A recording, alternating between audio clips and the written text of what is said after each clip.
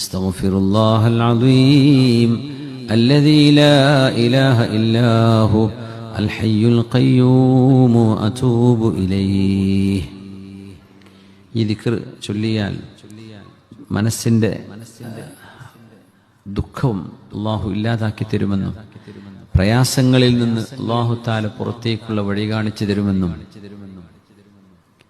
നമ്മൾ വിചാരിക്കാത്ത വഴിയിലൂടെ അല്ലാഹു റിസ്ക് തരുമെന്നും നബിയുനാ റസൂലുള്ളാഹി സ്വല്ലല്ലാഹു അലൈഹി വസല്ലം.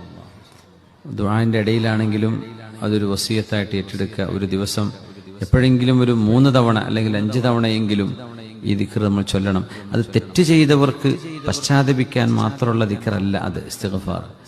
കാരണം ഈ ദിക്ർ ചൊല്ലിയാൽ അള്ളാഹ് തെറ്റ് പുറത്തു തരും എന്ന് അല്ല നബി തങ്ങൾ പറയുന്നത്. അല്ലാഹു നിങ്ങൾ ചൊല്ലുന്നതോടുകൂടെ മിൻ കുല്ലി ഹമ്മിൻ മഖ്റജ, നിങ്ങൾ മിൻ കുല്ലി ഹമ്മിൻ ഫറജ മിൻ കുല്ലി ദീഖിൻ മഖ്റജ, എല്ലാവിധ ബുദ്ധിമുട്ടായി കിടക്കുന്ന വിഷയങ്ങളിൽ നിന്നും അള്ളാഹു നിങ്ങൾക്ക് പുറത്തു കടക്കാനുള്ള വഴി കാണിച്ചു തരും. നിങ്ങളുടെ ടെൻഷൻ അള്ളാഹു നിങ്ങൾക്ക് ഒഴിവാക്കി തരും.